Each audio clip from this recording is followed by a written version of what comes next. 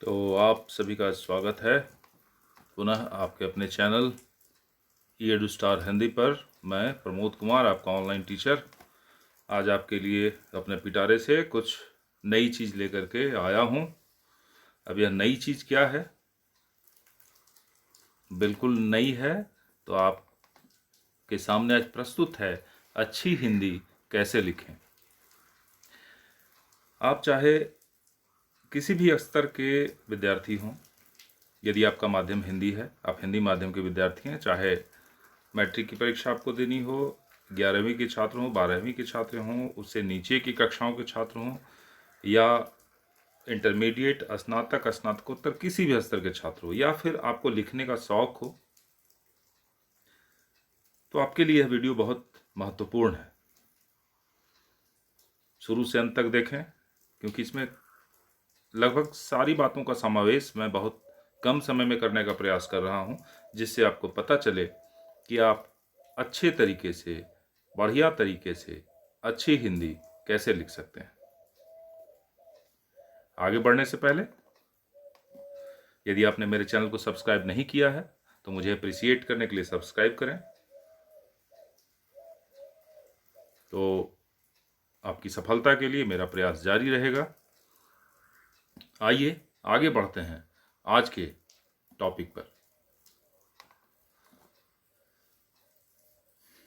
हम किसी भी परीक्षा में अगर हिंदी माध्यम के विद्यार्थी या किसी अन्य माध्यम के विद्यार्थी हैं और हिंदी की परीक्षा हमें देनी है, लिखित परीक्षा, डिस्क्रिप्टिव एग्जामिनेशन जिसको हम कहते हैं, तो उस प्रकार का अगर उत्तर देना है तो हमारी भाषा शैली अच्छी होनी चाहिए। यह आवश्यक नहीं है कि केवल और केवल हिंदी भाषा और साहित्य की परीक्षा देते समय ही आपकी हिंदी अच्छी होनी चाहिए। आप किसी भी विषय की परीक्षा दे रहे हो, आपकी हिंदी अच्छी होनी चाहिए। यह आपकी सफलता में महत्वपूर्ण योगदान देता है। आप किसी भी प्रतियोगिता परीक्षा में, विशेष करके सिविल सेवा की मुख्य परीक्षाएं जिनमें कि हिंदी माध्यम के विद्यार्थी सम्मिलित होते हैं, या फिर वे सामान्य हिंदी की परीक्षा देते हैं या निबंध लेखन की परीक्षा देते हैं, उनके लिए यह आवश्यक है कि उनकी हिंदी अच्छी हो।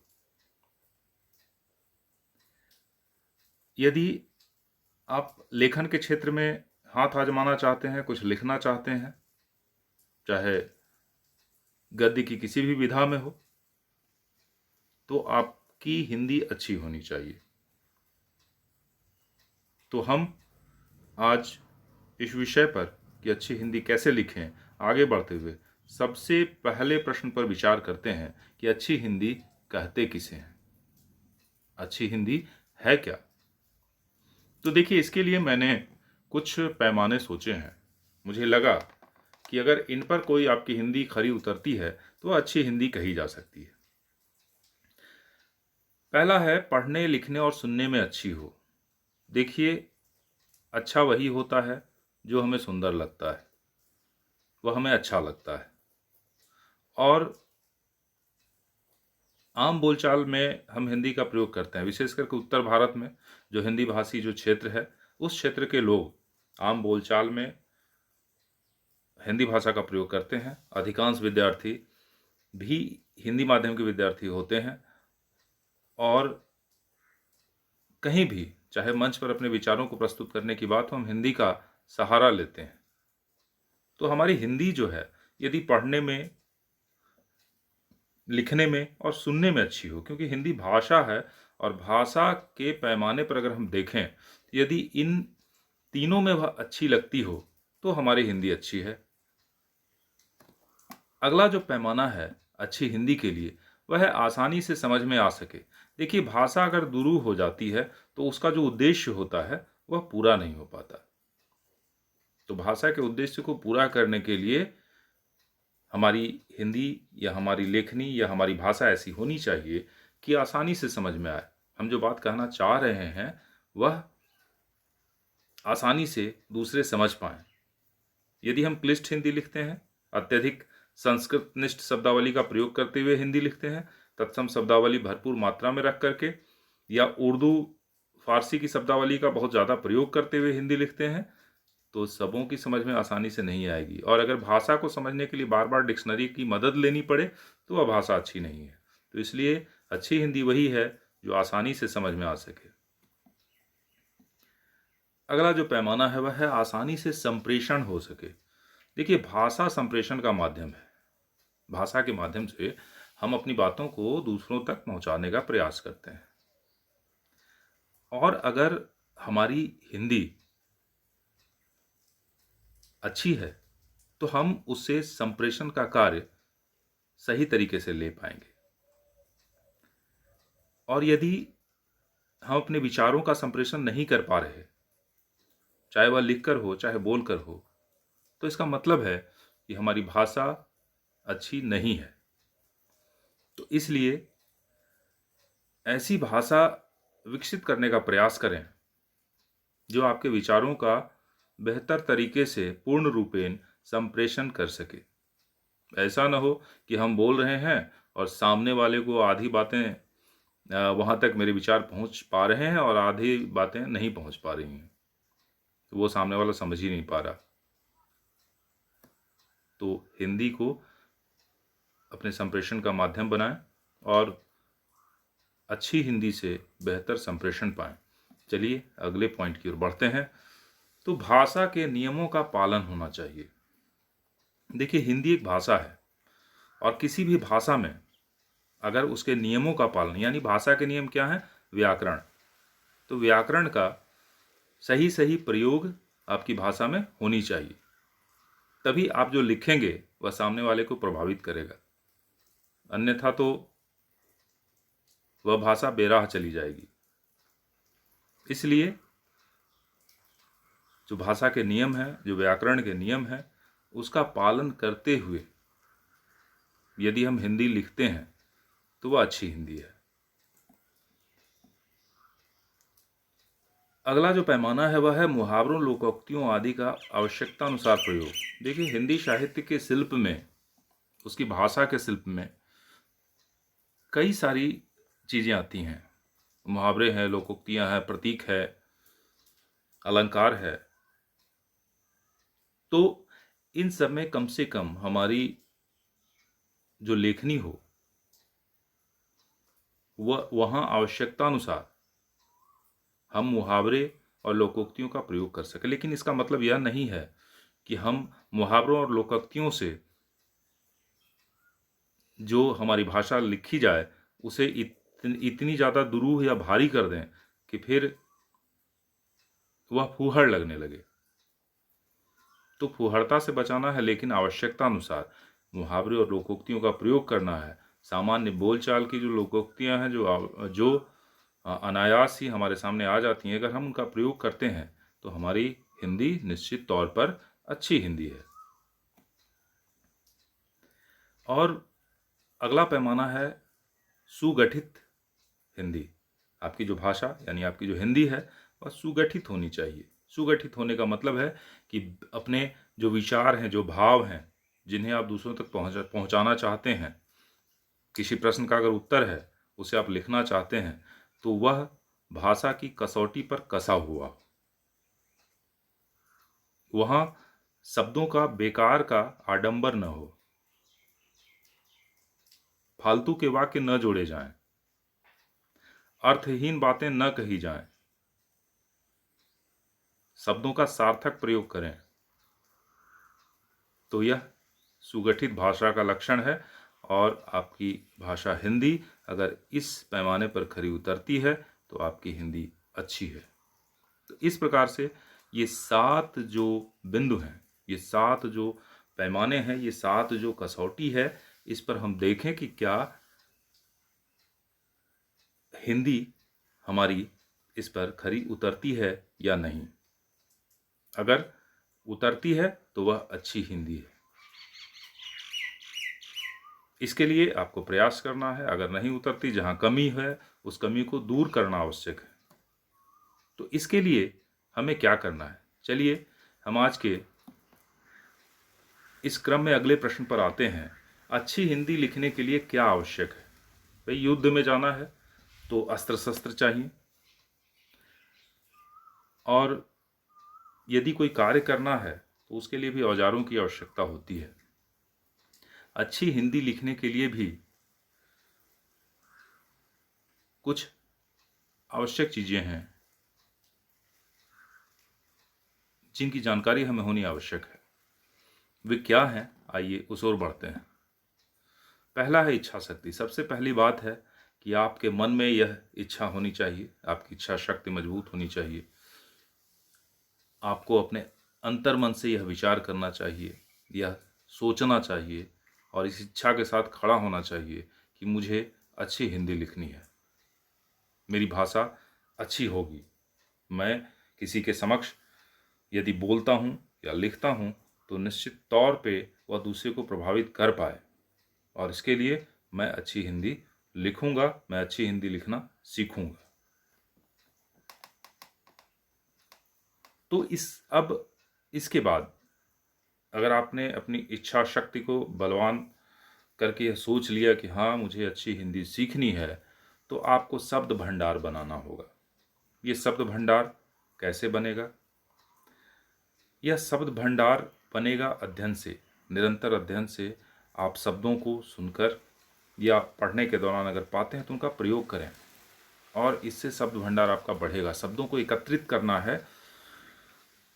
दुनिया में जो भी भाव हैं, जो विचार हैं, जो कार्य हैं, उन सब के लिए शब्द बनाए गए हैं। जो संज्ञाएं हैं उनके लिए शब्द हैं। आप देखते होंगे कि इंटरव्यू वगैरह के दौरान कुछ लोग हिचकने लगते हैं, रुकने लगते हैं और रुक करके सोचते हैं कि इसके लिए क्या शब्द देना है। कुछ नहीं मिलता तो अंग्रेजी या उर्दू के शब्द का प्रयोग कर देते हैं, लेकिन हिंदी में बहुत अच्छे अच्छे शब्द हैं। हम डॉक्टर शब्द का प्रयोग करते हैं, उसके लिए हिंदी में बहुत अच्छा शब्द है चिकित्सक। हम इंजीनियर शब्द का प्रयोग करते हैं, हिंदी में बहुत अच्छा शब्द है अभियंता। तो इस प्रकार से हिंदी का शब्द भंडार बहुत समृद्ध है। वीडियो में इतना विस्तृत बताने पे बहुत ज़्यादा लंबा खिंच जाएगा, इसलिए मैं शब्दों की बहुत ज़्यादा चर्चा नहीं करता हूँ, लेकिन यह बताता हूँ कि हिंदी साहित्य में जो शब्दों का प्रयोग है वह हिंदी भाषा की समृद्धि को दर्शाता है। तो हिंदी का शब्द भंडार बहुत समृद्ध है। इसके लिए डिक्शनरी से रटने की आवश्यकता नहीं है, परंतु अच्छे लेखों से देखकर, समाचार पत्रों से देखकर, पत्रिकाओं से पढ़कर, धीरे धीरे अपने पाठ्य पुस्तक से पढ़कर शब्दों को जमा करने की जरूरत है और उसका प्रयोग करने की जरूरत है। अगला जो बिंदु है, हम यदि लिखने जाते हैं, हम लिखना चाहते हैं, तो हमें व्याकरण का ज्ञान होना चाहिए। अगर व्याकरण का ज्ञान नहीं है, जैसा कि पूर्व में मैंने बताया कि यह भाषा का नियम है, व्याकरण भाषा का नियम है, और नियम का ज्ञान नहीं होगा तो फिर हम सही दिशा में आगे नहीं बढ़ सकते। तो इसलिए व्याकरण का ज्ञान आवश्यक है, यानी नियम का ज्ञान आवश्यक है। तो भाषा का नियम जाने, व्याकरण को जाने। इसके लिए सारे व्याकरण के तथ्यों को रटने की आवश्यकता नहीं, बल्कि प्रयोग करके धीरे धीरे सीखने की आवश्यकता है। क्योंकि व्याकरण की परीक्षा नहीं देने जा रहे, आप अच्छी हिंदी लिखना सीखने जा रहे हैं। लेकिन जो व्याकरण के मूलभूत जो नियम हैं, जो कि बहुत निम्न कक्षाओं में पढ़ा दिए जाते हैं, पहले उसको सीखने की ज़रूरत है। अगर उसको आप सीखते हैं, आपके वाक्य सही बनते हैं, वाक्य में अशुद्धियाँ कम होती हैं, धीरे धीरे उनको दूर करना है, और वे अशुद्धियाँ दूर हो जाएंगी तो आपकी हिंदी, आपकी भाषा सुंदर हो जाएगी, अच्छी हो जाएगी। अगला जो तत्व आवश्यक है वह है विषय वस्तु की जानकारी। आप लिखने जाते हैं तो किसी न किसी विषय वस्तु पर लिखते हैं, किसी विषय के पाठ से संबंधित प्रश्नों का उत्तर लिखते हैं, तो उस पाठ से संबंधित विषय वस्तु की जानकारी आपको होनी चाहिए। किसी विषय पर निबंध लिखते हैं तो उस विषय वस्तु की आपको जानकारी होनी चाहिए। किसी घटना पर कहानी लिखना चाहते हैं तो उसके विषय वस्तु की जानकारी आपको होनी चाहिए। तो विषय वस्तु की जानकारी आवश्यक है, तभी हम अच्छा लेखन कर सकते हैं, अच्छी हिंदी लिख सकते हैं। अगला जो आवश्यक, इसमें अनिवार्य जो अंग है वह है शांत वातावरण। शांत वातावरण से तात्पर्य है कि हम जब लिखने के लिए अपने विचारों को कहीं कलमबद्ध करते हैं, शब्दों के माध्यम से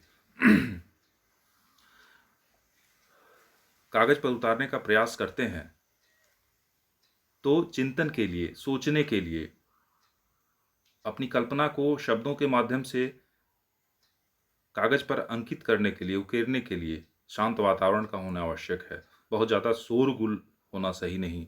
कहीं बहुत ज़्यादा तेज म्यूजिक बज रहा है, वैसे में हम लिखने बैठते हैं तो वह बेहतर नहीं। हाँ, धीरे धीरे जब आप अच्छी हिंदी लिखने के आदी हो जाएंगे, आपकी आदत हो जाएगी, आपसे गलतियां नहीं होंगी, तो फिर आप किसी भी माहौल में लिख सकते हैं, किसी भी माहौल में अच्छी हिंदी बोल सकते हैं। और अंतिम जो तत्व है अच्छी हिंदी लिखने के लिए आवश्यक तत्व, वह है मूल्यांकन की व्यवस्था। सीखने के दौर में जब आप हिंदी को सीख रहे हों और उस समय यह आवश्यक है कि आपका जो लिखा हुआ जो भी है उसका सही सही मूल्यांकन हो पाए। तो आपकी जो हिंदी है, आपकी जो भाषा है, वह आप किस प्रकार का लिख पा रहे हैं, इसका मूल्यांकन होना आवश्यक है। इसके लिए आप अपने शिक्षक की मदद ले सकते हैं। आप स्वमूल्यांकन भी कर सकते हैं। धीरे धीरे अभ्यास हो जाएगा तो बेहतर तरीके से स्वमूल्यांकन कर सकते हैं। आइए अब आगे बढ़ते हैं तीसरे और अंतिम चरण में, जिसमें आपके सामने यह प्रश्न आता है कि अच्छी हिंदी लिखने के लिए क्या करना पड़ेगा। हम क्या करें जिससे हम अच्छी हिंदी लिखने में सफल हो पाएं। तो सबसे पहला है अध्ययन। सबसे पहले आपको अध्ययन करना पड़ेगा, पढ़ना पड़ेगा, क्योंकि वहाँ से न सिर्फ आपका शब्द भंडार मजबूत होगा, बल्कि वाक्य संरचना की जानकारी भी आपको मिलेगी, मुहावरों का प्रयोग भी आप सीखेंगे और विभिन्न प्रकार के विचारों से जुड़ने के बाद आपका जो अपना विचार है वह भी खुलकर सामने आ सकेगा। आप किसी विषय पर सोच पाएंगे और तभी आप बेहतर तरीके से लिख पाएंगे। इसीलिए अध्ययन सबसे ज़्यादा जरूरी है अच्छी हिंदी लिखने के लिए। दूसरा है श्रवण। आप अच्छे वक्ताओं को सुने, ध्यानपूर्वक सुने। विभिन्न माध्यमों से आप समाचारों में देख सकते हैं, अच्छे जो समाचार वक्ता होते हैं उनकी वाणी सुने, किस प्रकार से वे बोलते हैं। साथ ही साथ अच्छे वक्ताओं के वीडियो आपको मिल जाते हैं, उन्हें देख सकते हैं, उन्हें सुनने का प्रयास करें। रेडियो तो अब विलुप्त सा हो गया है, लेकिन इंटरनेट के माध्यम से कई सारे ऐसे प्लेटफॉर्म मौजूद हैं जहां पर आप अच्छे वक्ताओं को सुन सकते हैं। तो अच्छे वक्ताओं को सुने, सुन करके यह सीखने का प्रयास करें कि कैसे वे अच्छी हिंदी बोलते हैं। हम जितना अच्छा बोल सकते हैं उससे ज़्यादा अच्छा लिख सकते हैं। यह सामान्य तौर पर देखा जाता है। कुछ अपवाद हो सकते हैं, कुछ लोगों की जिनकी आदत केवल बोलने की होती है तो वो बोल सकते हैं, लिखने में उनसे त्रुटि ज़्यादा होती है। लेकिन विचारों की अगर बात की जाए तो हम विचारों को जितना बोलकर प्रकट कर सकते हैं, अगर हमारी भाषा अच्छी है तो हम लिखकर और ज़्यादा बेहतर तरीके से प्रकट कर सकते हैं। और इसके लिए सुनना जरूरी है। तो अच्छे वक्ताओं को जरूर सुने। इसके बाद जरूरी है चिंतन मनन। हम जो पढ़ते हैं, हम जो सुनते हैं, हम जो देखते हैं, उस पर थोड़ा चिंतन करने की आवश्यकता है, मनन करने की आवश्यकता है, उसको मथने की आवश्यकता है। तभी हम अपने विचारों के उद्वेग को उसके साथ जोड़ पाएंगे और हम किसी विषय वस्तु पर अपने विचारों को भी प्रकट कर सकेंगे। लेकिन हम अगर चिंतन मनन नहीं करते, बस केवल अध्ययन करते हैं और सुन लेते हैं और उसको अगर लिखते हैं, तो वहां पे दूसरों का विचार उसमें ज़्यादा झलकता है। लेकिन वहां हम अपने मंतव्य को बेहतर तरीके से प्रस्तुत नहीं कर सकते। इसीलिए चिंतन मनन आवश्यक है। इसके बाद हमें निरीक्षण करना पड़ेगा। अंग्रेजी में इसके लिए शब्द है ऑब्जर्वेशन। तो हम जो पढ़ते हैं, जो सुनते हैं, जब चिंतन मनन करते हैं तो कई सारी चीज़ें उसमें पाते हैं कि यहाँ इसके स्थान पर यह होता तो ज़्यादा बेहतर होता। तो हमारी निरीक्षण करने की क्षमता बढ़ती जाती है और इस क्षमता को बढ़ाने की आवश्यकता है। निरंतर निरीक्षण करें, इससे आपके ज्ञान में वृद्धि होगी, आप नई नई बातें सीखेंगे